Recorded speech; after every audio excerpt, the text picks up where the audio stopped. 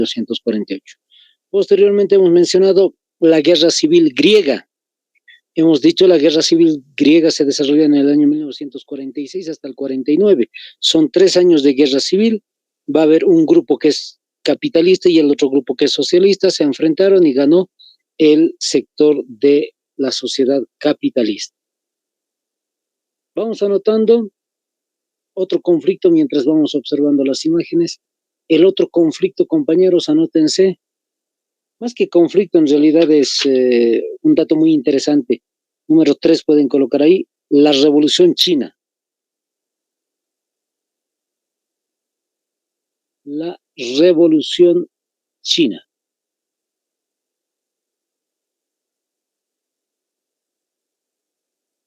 En el caso de la Revolución China, anótense, la fecha específica es el 1 de octubre de 1949. Les vuelvo a repetir, 1 de octubre del año 1949. Les cuento un poquito del antecedente para que me vayan entendiendo mejor a qué se refiere con este detalle de la Revolución China. En realidad ha habido una convulsión social dentro de China en el año 1927. Si quieren van a ir tomando apuntes. En el año 1927, antes de que se desarrolle incluso la Segunda Guerra Mundial, ha habido una guerra civil china entre lo que van a ser dos facciones políticas. Una se llama los nacionalistas y el otro va a ser los comunistas. Entonces, esta guerra civil se ha desarrollado, les vuelvo a repetir, desde el 27. En el 36 comienza una guerra China-Japón y en ese entonces se hace una especie de paz entre entre los dos bandos dentro de China, los nacionalistas y los comunistas. Termina la Segunda Guerra Mundial con la explosión de las 2 bombas nucleares en el año 45 y también pierde Japón frente a los chinos. Una vez que termina el desarrollo de lo que es 1945 y la Segunda Guerra Mundial, pues la guerra civil china va a continuar. Interesantemente, ha sido un tiempo de paz en el cual se han unido los chinos contra los japoneses, pero posteriormente va a continuar todavía. 1946, 47, 48, 49, hay un conflicto en China, otra vez la guerra civil, como les había dicho, entre los dos mismos grupos, uno nacionalista y el otro comunista. Y la fecha que ya les he mencionado, el 1 de octubre del 49, pues, vence, anótense, los comunistas. Los comunistas vencieron. Personaje principal de lo que es el Partido Comunista Chino se llama Mao Zedong. Anótense. Mao, tal como se escucha, M-A-O, Mao. Zedong se escribe con la Z. Z-E-D de dedo O-N-G. Zedong, tal como se escucha, solo que con la Z al inicio. Entonces, Mao Zedong es también conocido, anótense entre paréntesis, como Mao Zedong. Es casi el mismo forma de escribir, bueno, con la T en realidad, Mao Zedong. O a veces simplemente le llaman Mao. Ya, ahí tengan por si acaso el detallito. Este personaje, entonces, les vuelvo a repetir, es líder del Partido Comunista y ellos han podido desarrollar de mejor modo la guerra civil y vencieron. ¿En dónde se proclama por primera vez la República Popular de China? En Pekín. Ahí está, la capital actual, ¿no ve? En Pekín, entonces, se va a desarrollar lo que se va a hacer el primer gobierno de la República Popular de China. A partir de ese año, compañeros, 1949 para adelante, es que se va a dividir China en dos partes. La primera, que es la República Popular de China, el territorio continental que estamos viendo ahí en la imagen, les hago el acercamiento, si se nota. Pero hay un pequeño sector que se llama Taiwán. Hasta el día de hoy, Taiwán es parte de la República Popular de China, parte del territorio chino, pero su gobierno es de tipo nacionalista. Fíjense la divergencia. Los comunistas vencieron, pero en la China continental, en la parte más grande de China, ellos son los gobernantes, los comunistas. pero en la isla llamada Taiwán, los nacionalistas siguen teniendo control sobre esa isla. Entonces, se generan un montón de problemas hasta el día de hoy. Seguramente han escuchado en las redes sociales ustedes que Estados Unidos puede apoyar a Taiwán en una guerra y Taiwán pues puede ser defendida por Estados Unidos frente a una guerra contra China. Ese es otro de los detalles que se da hasta el día de hoy, fíjense. Ahora, más allá de estos datos acerca de la Revolución China, anótense otra fecha importantísima, 16 de octubre. Parece que todo pasa en octubre, es muy interesante. 16 de octubre del año 1964. A ese tiempo ya pasó mucho tiempo en realidad, varios años desde el 49. Les vuelvo a repetir la fecha, 16 de octubre de 1964. El lanzamiento de la primera bomba nuclear en China. El lanzamiento de la primera bomba nuclear en China.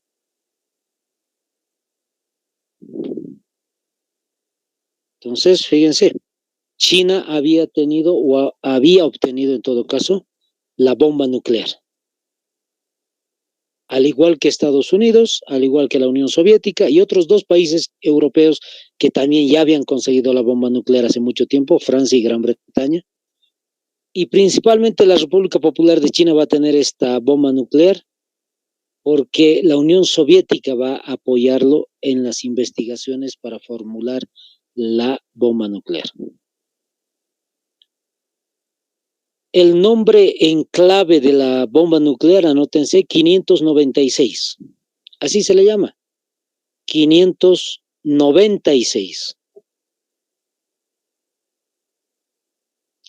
¿Cuál es el lugar donde se ha lanzado por primera vez esta bomba nuclear a modo de experimento simplemente? Pues en la misma China, al norte de China, se va a desarrollar la explosión de esta primera bomba nuclear. ¿Cómo se llama el lugarcito? Lop Nor. Les vuelvo a deletrear. L-O-P-N-O-R.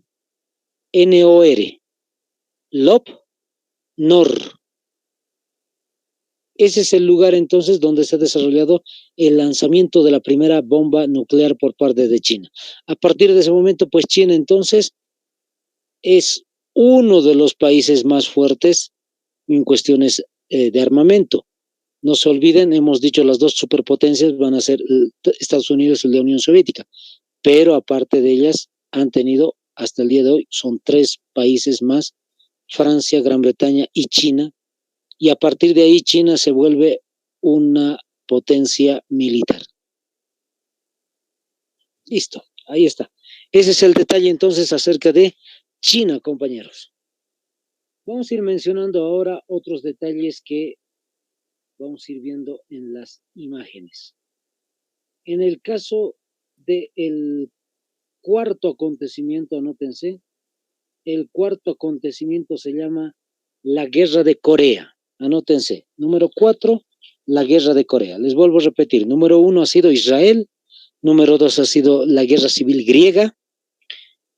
Por si acaso, esto entre paréntesis, la Guerra Civil Griega no es tan importante, por eso solamente les di los años, 46-49, porque en realidad es uno de los primeros conflictos, por eso es lo importante o interesante, pero más allá de eso no tiene tanta relevancia geopolítica, ¿ya?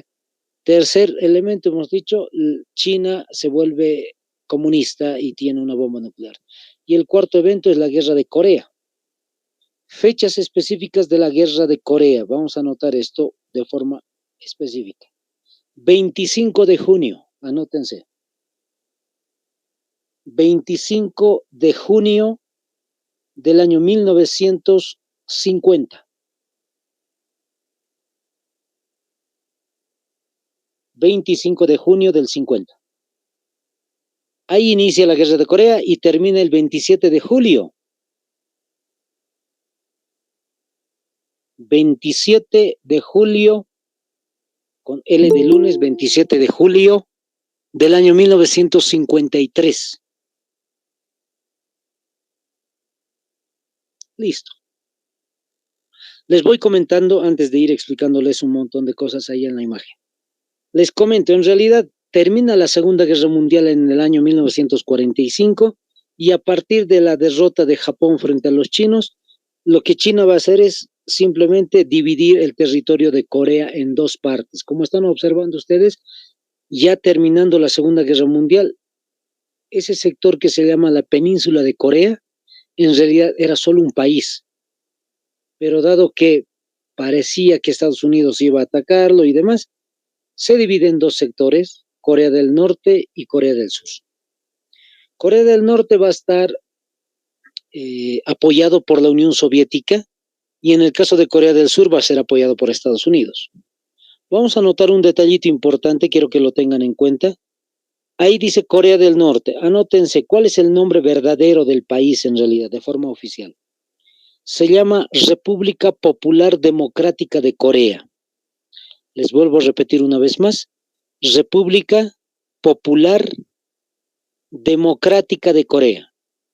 República Popular Democrática de Corea. Ese es el nombre entonces de lo que hoy conocemos como Corea del Norte. Hasta el día de hoy, ese es el nombre oficial que tiene el país. Y eso ha sido, como les dije, está apoyado ese sector, la parte norte, por la Unión Soviética.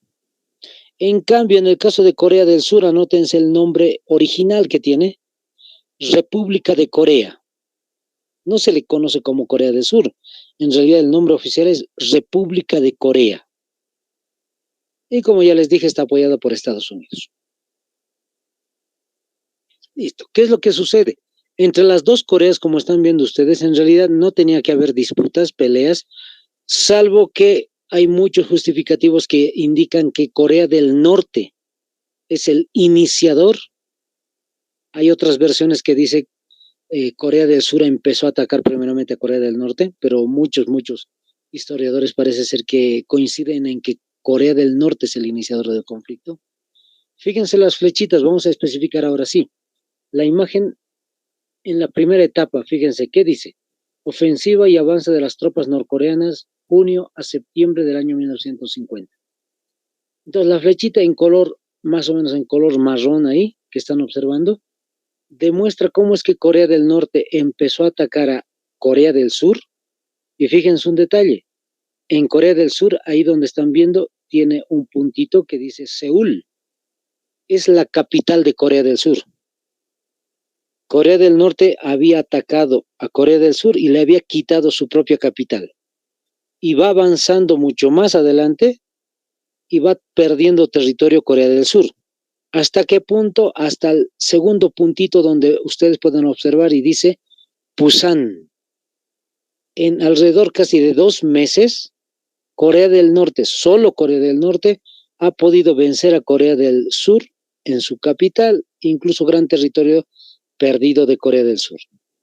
Estaba a punto de vencer Corea del Norte. Pero vamos a las flechitas. ¿Qué dice? La segunda etapa.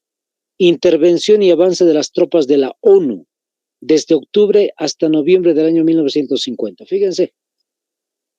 Corea del Norte entonces atacó a Corea del Sur y de inmediato, 2 meses después, directamente la ONU, a la cabeza de los Estados Unidos, juntamente con el ejército de Corea del Sur, empiezan a contraatacar. Las flechitas en color azul, fíjense. Incluso en las flechas dice desembarco de las tropas de la ONU.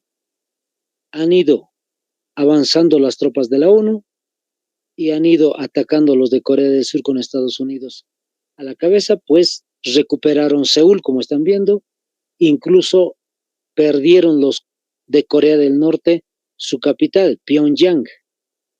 Incluso van a ir tomando sectores como Wonsan. Solo Corea del Norte son esas 3 pequeñas regiones que ven en el norte cerquita de China. Y la tercera etapa, que es ofensiva y avance de las tropas chinas en enero de 1951. China, a órdenes de la Unión Soviética, todavía eran amigos. La Unión Soviética lo que había hecho es mandar la orden a China de que intervenga en el conflicto. China, fíjense la flechita en color rojo, arrinconó nuevamente a su territorio a Corea del Sur, a Estados Unidos y a la ONU. Entonces, 1952-53 va a continuar el conflicto. ¿Cómo termina el conflicto de la guerra de Corea? Va a ser de esta manera. Fíjense, hay una línea en realidad limítrofe. Estos son los avances que hemos visto acerca de Corea del Norte y Corea del Sur, pero hay una línea que más o menos se repite. Y es esta la línea específica. Anótense, habían firmado un armisticio.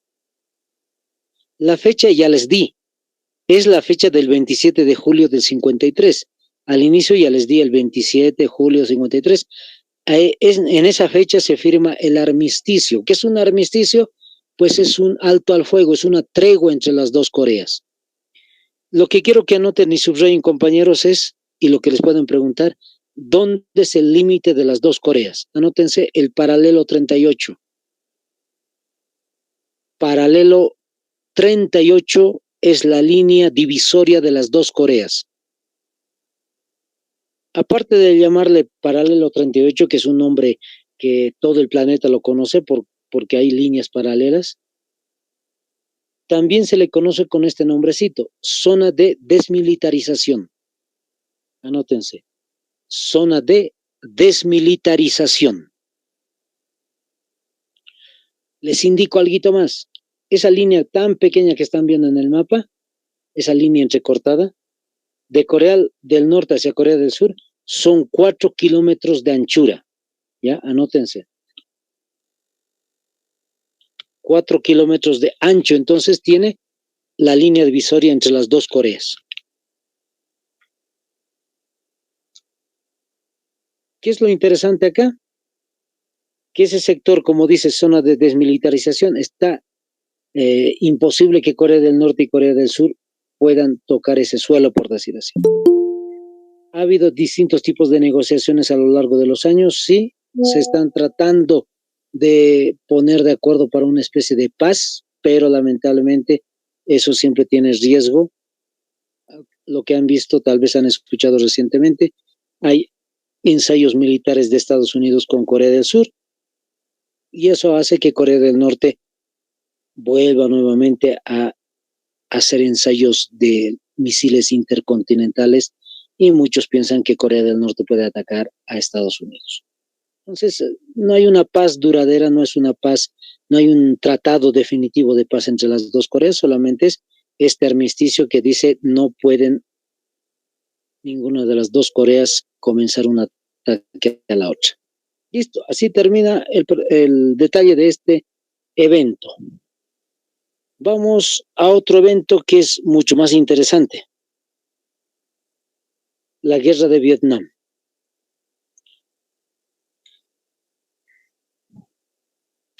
En el caso de la guerra de Vietnam, anótense el nombrecito, guerra de Vietnam. En el recuadrito van a poder observar ustedes que dice Indochina. Es decir, se le conoce también a la guerra de Vietnam con este otro nombre, la Segunda Guerra Indochina. Ya, anótense por si acaso entre paréntesis, la Segunda Guerra Indochina.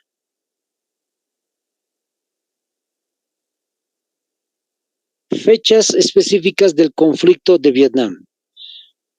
1 de noviembre, anótense.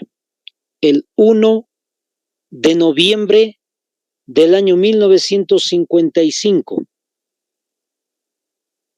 Fíjense, no hay descanso en el conflicto de la Guerra Fría.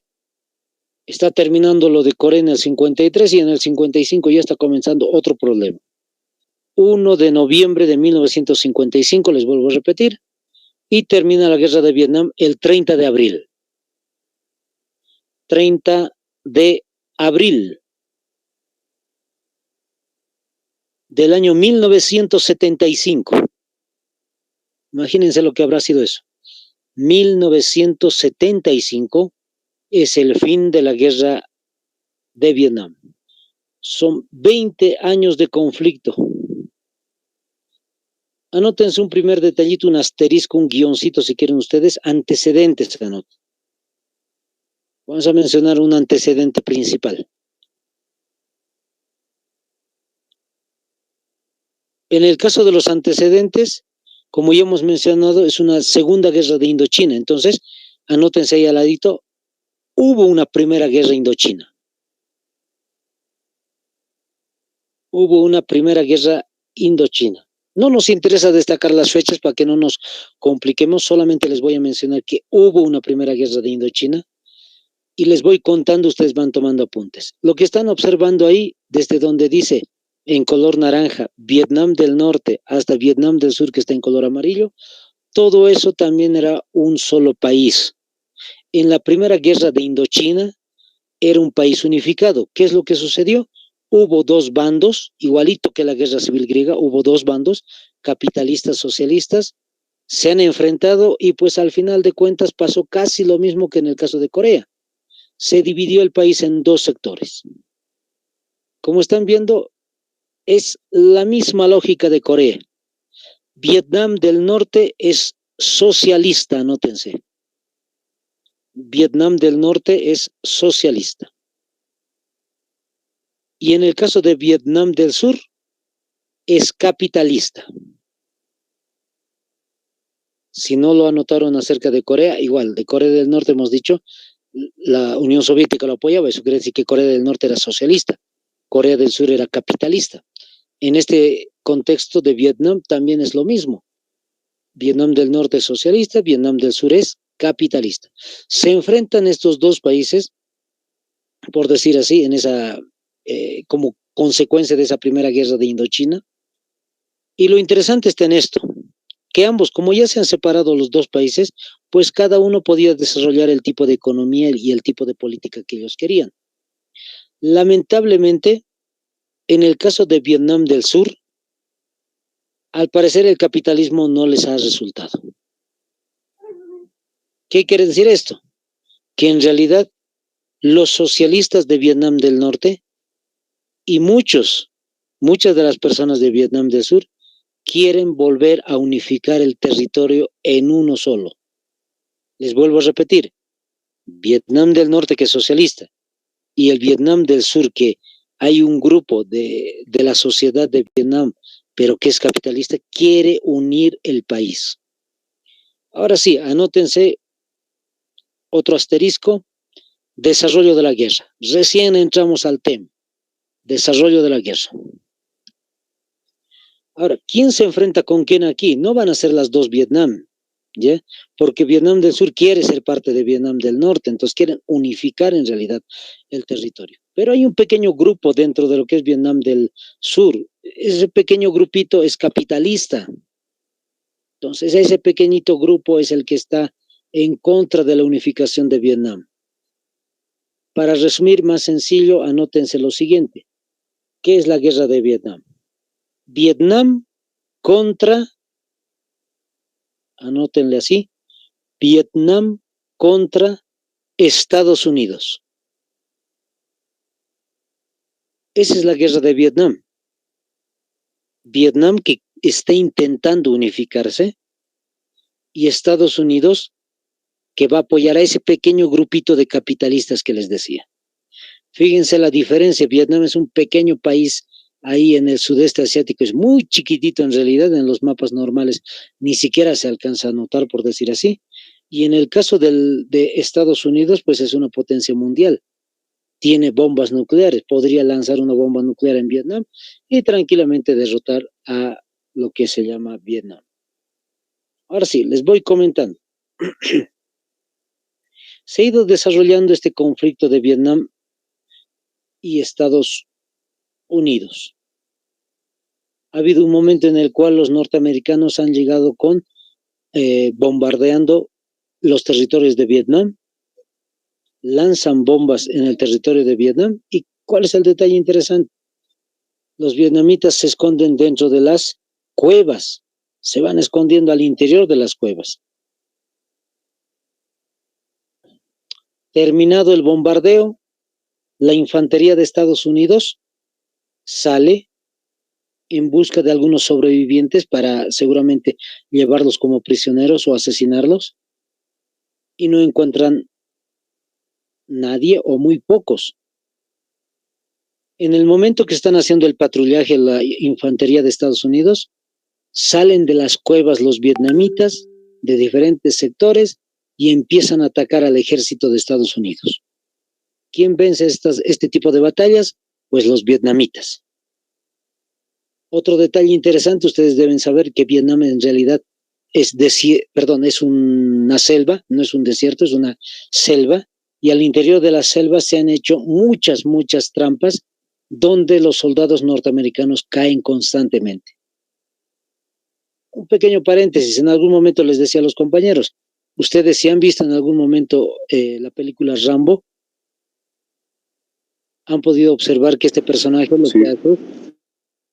lo que hace es simplemente atacar a los vietnamitas y derrotarlos. Distintos tipos de estrategias para derrotar a los vietnamitas. Pues en realidad, la figura de Rambo en realidad representa a Vietnam. En realidad, todo lo que hizo Rambo en la película es al revés.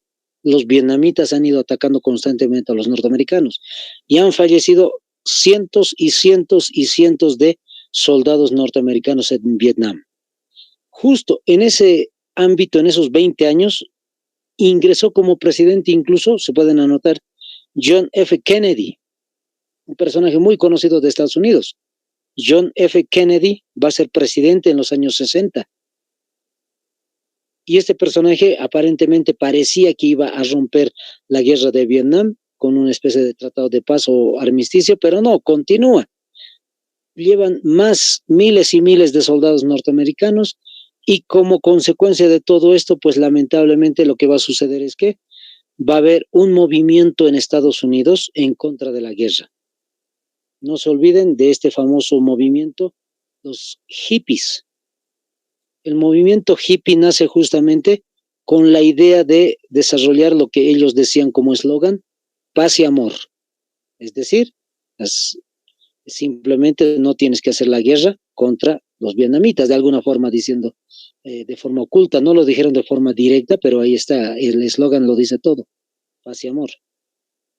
Junto con este grupo, los hippies, también ha habido distintos tipos de grupos de la sociedad. Muchos papás que han fallecido sus hijos en Vietnam han ido reclamando al gobierno de Estados Unidos que se deje de mandar norteamericanos a Vietnam. Han intentado los norteamericanos, es decir, el gobierno de Estados Unidos, vencer por todos los medios a Vietnam.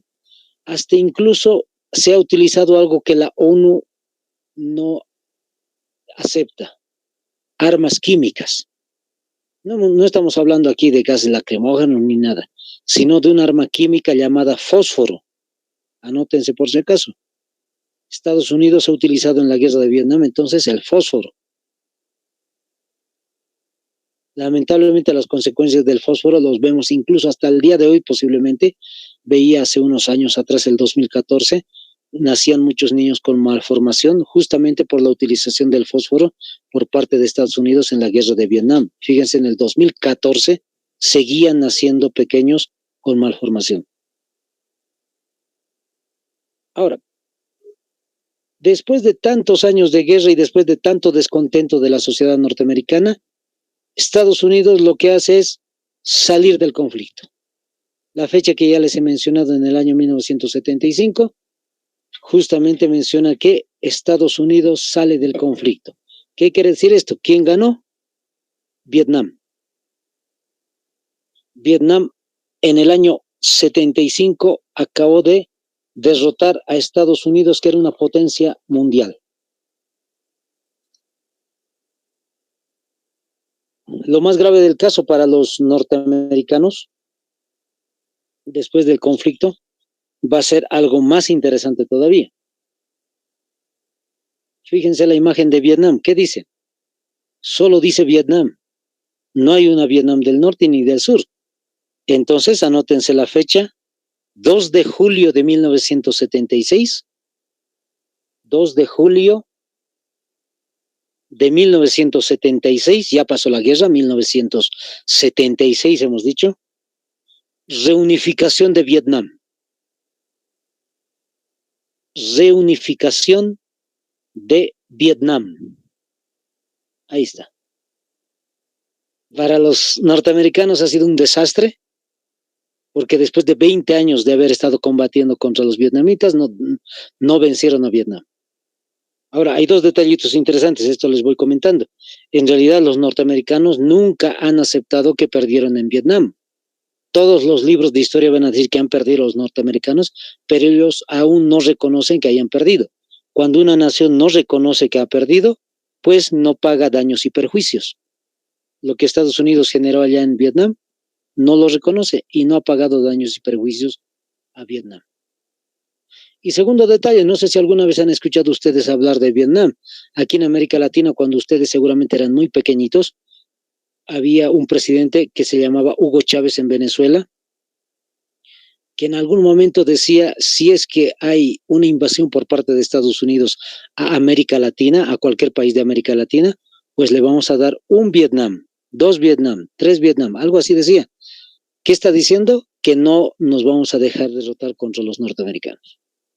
¿Por qué? Porque la historia dice que perdieron frente a Vietnam. Listo, ahí está. Ese es el detalle, compañeros, de lo que sucedió en la guerra de Vietnam. Hay muchos eventos de la Guerra Fría, fíjense. Otro de los eventos, anótense como título, la crisis de los misiles. Esto es casi, compañeros, el inicio de la Tercera Guerra Mundial.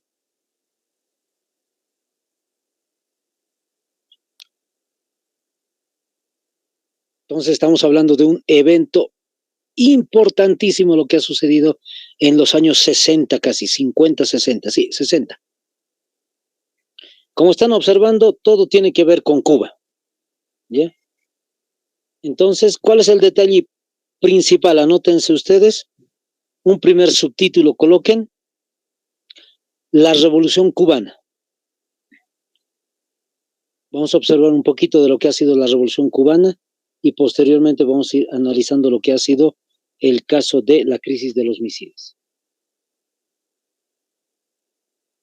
La Revolución Cubana, ¿entre qué fechas se ha desarrollado? Anótense, 26 de julio.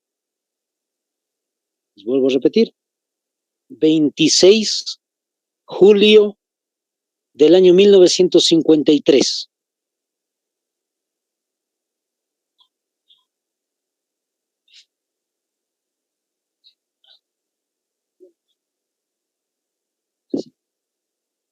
Fíjense un detalle entonces bien importante.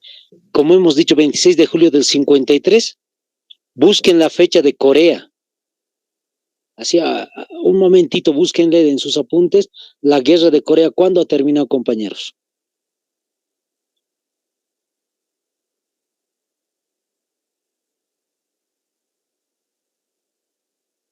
Ahí está. Si es que han encontrado, van a poder visibilizar que es 27 de julio del 53 cuando ha terminado la guerra de Corea, cuando se ha firmado el armisticio. Y la fecha que les he dictado ahorita es 26 de julio. Es decir, la Guerra Fría está completamente llena de conflictos. Está terminando la guerra de Corea y está comenzando la Revolución Cubana. Y después va a estar la guerra de Vietnam. O sea, todo al mismo tiempo, fíjense. ¿Cuándo termina la Revolución Cubana? Anótense. 1 de enero del año 1959. 1 de enero de 1959.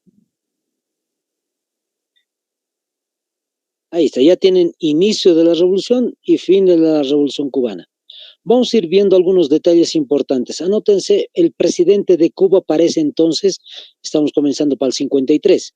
Su nombre era Fulgencio Batista. Fulgencio Batista. Este personaje, les cuento un poquito bien rápido esto a modo de descanso. Este personaje, Fulgencio Batista, había sido ya presidente de Cuba muchas veces. Si no me equivoco, alrededor de 2 veces ya había sido presidente cuando era joven. Y cuando fue mayorcito de edad, pues volvió a ser presidente de Cuba. Desde la perspectiva de los grupos socialistas, le llaman un dictador. Aparentemente, desde la perspectiva de los socialistas, parece ser que Batista era un personaje muy allegado a Estados Unidos y parece ser que hacía muchos programas o políticas en contra de su propio país. ¿Quién es el que lo defiende? Van a notar el siguiente nombre, el que están viendo ahí en la imagen justamente. Se llama Fidel Castro. Fidel Castro. Este personaje que están viendo en el centro de la imagen va a ser abogado de profesión y empieza a defender a la población de su país. Lamentablemente, el personaje, después de hacer tantas defensas a favor de su país, pues de su pueblo, va a salir del país. Se sale al exilio, va a tener que huir, posiblemente le iban a asesinar tal vez o a arrestar, entonces sale del país, de Cuba, se va a vivir a Centroamérica y posteriormente va a llegar a México y nuevamente va a retornar a los países de Centroamérica, Honduras, Guatemala, Nicaragua, por ahí. Este personaje, Fidel Castro, lo que va a organizar es, anótense, un grupo guerrillero. Un grupo guerrillero, fíjense. ¿Quiénes son los personajes que están dentro del grupo guerrillero, como están viendo ahí en la imagen?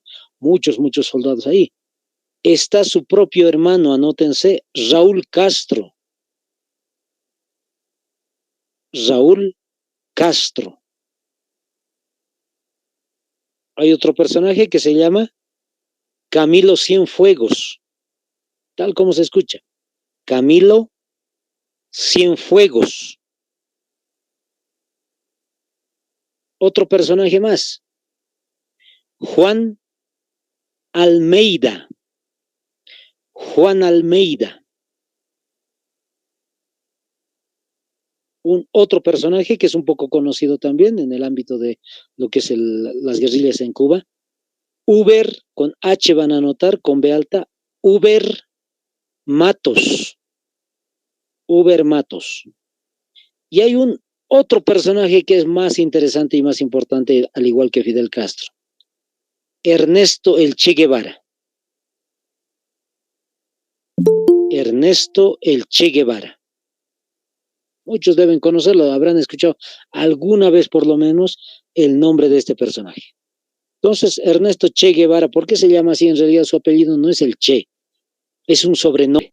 Subrayenlo ahí, el Che, subrayenlo. En realidad, Ernesto Guevara es un argentino. Y como ustedes saben, los argentinos hablan mucho con el Che, es decir, hablan constantemente diciendo Che.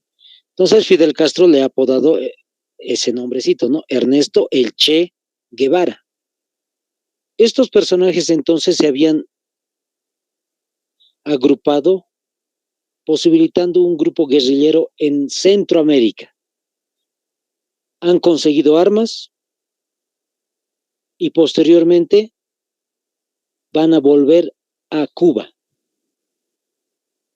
Vuelven a Cuba y se van a quedar en un sector alto, es un cerro en realidad, en el cual van a hacer su cuartel general los guerrilleros. Cuando están ahí en el cerro, interesantemente, las fuerzas del ejército de Cuba, a órdenes de Fulgencio Batista, van a ir y tratar de arrestarlos. Pero como están en una zona muy alta, lamentablemente no van a poder acceder. Son muy fácilmente derrotados. Y esto se va a volver a repetir una vez más, y otra vez son repelidos, nuevamente son derrotados los del ejército de Cuba a órdenes, de Fulgencio Batista. La gente de Cuba va apoyando poco a poco a este grupo guerrillero. Los campesinos del área, por ejemplo, les dan alimento a los guerrilleros. Y este movimiento de enojo, vamos a decir, en contra de Fulgencio Batista, pues va a ir creciendo más y más. Años 54, 55, 56, etcétera. Va creciendo más todavía este movimiento. Muchos incluso del ejército cubano se van a unir a las filas de los guerrilleros. Al final, para cortarles todo el detalle, este movimiento crece tanto que en algún momento va a ir avanzando Fidel Castro y el grupo guerrillero a diferentes sectores hasta tratar de llegar a La Habana, Cuba. El 1 de enero que ya les dije, el 1 de enero del 59 que ya les he mencionado, Fulgencio Batista, antes de que lleguen los guerrilleros, decide renunciar y huye a los Estados Unidos. Fin de la Revolución Cubana. vamos a anotar algunas consecuencias de esta revolución cubana. Número 1, anótense. Fidel Castro, nuevo presidente de Cuba. Fidel Castro, presidente de Cuba. Este personaje ha sido presidente de Cuba desde el 63, 62, más o menos, hasta el 97, si no me equivoco, más o menos, si no estoy equivocado. Ha sido muchos años presidente de Cuba. Y después le pasó el poder a su hermano Raúl Castro. Raúl Castro hasta el 2011, si no me equivoco, era presidente de Cuba. Hasta la actualidad, si no me equivoco, sigue vivo Raúl Castro. El caso está en que el presidente de Cuba es otro personaje, no es directamente Raúl Castro. Raúl Castro sigue siendo líder del Partido Comunista allá en Cuba, o es uno de las cabezas, si quieren ustedes, del Partido Comunista. Listo, ese es el primer detallito entonces. Fidel Castro es presidente. Número 2, anótense. Cuba es socialista. Aquello que Estados Unidos en realidad trata de luchar contra todo tipo de socialismo en el mundo, lamentablemente tiene el socialismo al frente de él. Como han visto la imagen, justamente les vuelvo a repetir, fíjense, ahí está Estados Unidos y ahí está Cuba. Enfrente a puertas de Estados Unidos está Cuba y es socialista. Número 3, tercer punto. Embargo económico de Estados Unidos. Anótense. Embargo económico de Estados Unidos. Embargo económico de Estados Unidos. ¿Desde qué año hay este embargo económico? 1960. Ahora, ¿qué significa eso de embargo económico? Es un bloqueo económico. Es decir, en otras palabras más sencillas, Estados Unidos había dado la orden a todos los países del mundo que no le vendan productos a Cuba. Pero como hay dos bloques, estamos hablando de la Guerra Fría, la Unión Soviética, China, Corea del Norte, Vietnam del Norte, o en este caso Vietnam completo, pues en realidad no van a hacer caso a esta orden de Estados Unidos. Pero lamentablemente los países industrializados como Alemania, Italia, Francia, Gran Bretaña y Estados Unidos, pues no le van a vender a Cuba. Por eso van a ver documentales o videos cómo es que Cuba tiene todavía automóviles de los años 50 o 60. ¿Por qué? Porque no le venden, no le pueden vender productos refinados, si quieren ustedes, a Cuba. Y este bloqueo económico, compañeros, por si acaso, es porque Cuba justamente es socialista. Y aparte de esto, hasta el día de hoy este bloqueo económico continúa. Se ha ido despejando poco a poco, es decir, algunas cosas ya se les puede vender a los cubanos. Hay internet, como hemos visto en algún momento con mi esposa, en videos de YouTube. Hay internet, pero a momentos, por decir así, tienen que comprarse una tarjeta, tienen que raspar la tarjetita para tener internet y demás. Entonces no es tan accesible como sería en cualquier país del mundo, o por lo menos aquí en Bolivia se nota que es un poco más sencillo. Listo. Hasta ahí, esos 3 consecuencias de la Revolución Cubana. Ahora, ¿quién apoya así a Cuba? Pues como hemos dicho, la Unión Soviética, que es socialista, va a apoyar a Cuba, le va a dar incluso alimentos. En algún momento incluso la Unión Soviética le va a dar médicos a Cuba. Pero esto es lo que va a suceder y es duro. Anótense como subtítulo, la crisis de los misiles. Ahora sí nos metemos al asunto. La crisis de los misiles. Otros le nombran, por si acaso entre paréntesis pueden colocar, la crisis del Caribe. Así le han colocado el nombrecito. La crisis del Caribe. Fechas en las cuales se ha desarrollado esta crisis de los misiles. 14 al 28 de octubre. Otra vez, del 14 al 28 de octubre del año 1962. Del 14 al 28 de octubre del año 1962. Ahora, ¿en qué consiste la crisis de los misiles en Cuba? En realidad, la crisis tiene que ver con esto. La Unión Soviética ha ido apoyando a Cuba, no solamente en el área de medicina, ni de educación o de alimentación, sino también en cuestiones militares, como están observando. La Unión Soviética le había dado, le había regalado en algún caso o le había otorgado armas a Cuba.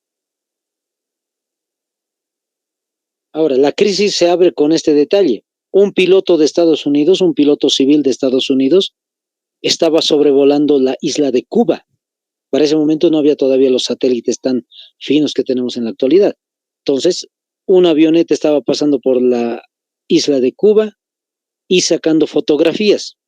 Cuando llega a Estados Unidos, revela todo lo que ha sacado de fotografías de Cuba, se da cuenta de que existen este tipo de armamentos al interior de Cuba.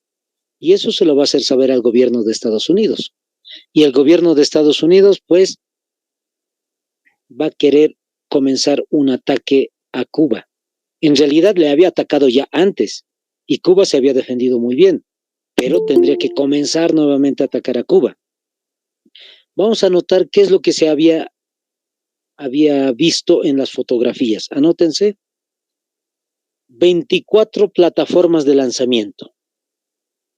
Eso se había visto en las películas del rollo de las fotografías.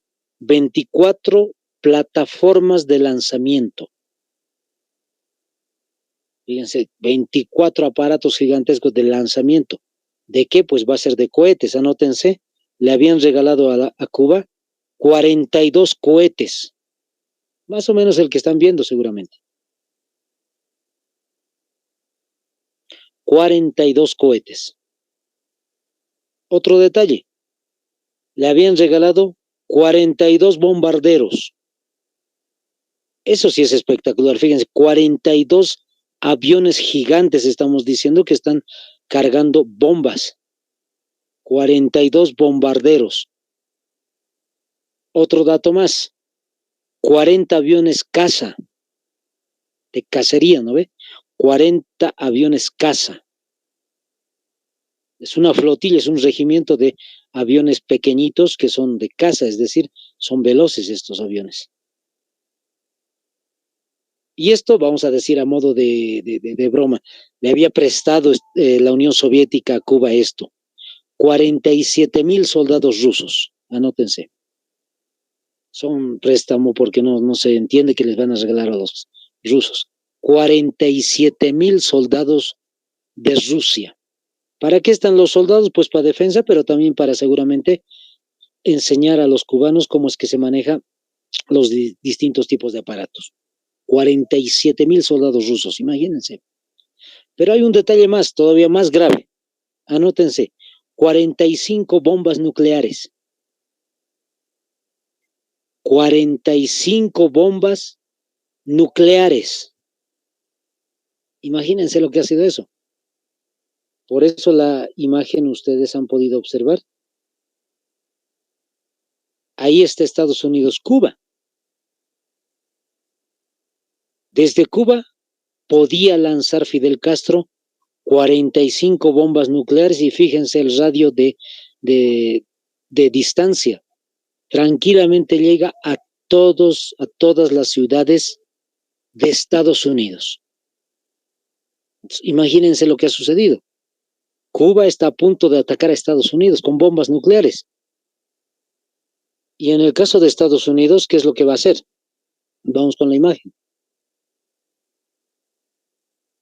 Ahí está.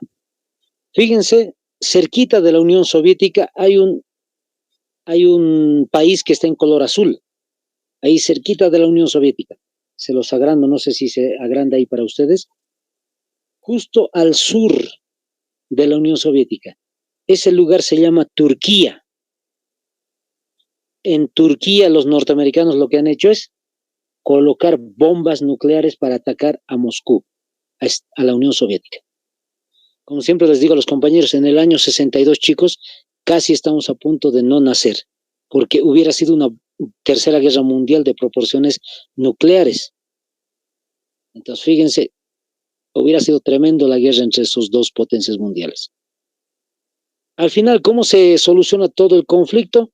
Pues va a ser hablando, debatiendo, discutiendo, de forma diplomática van a resolver el problema. Anótense, hay 3 puntos importantes. Número 1, anótense, retirar los misiles de Cuba.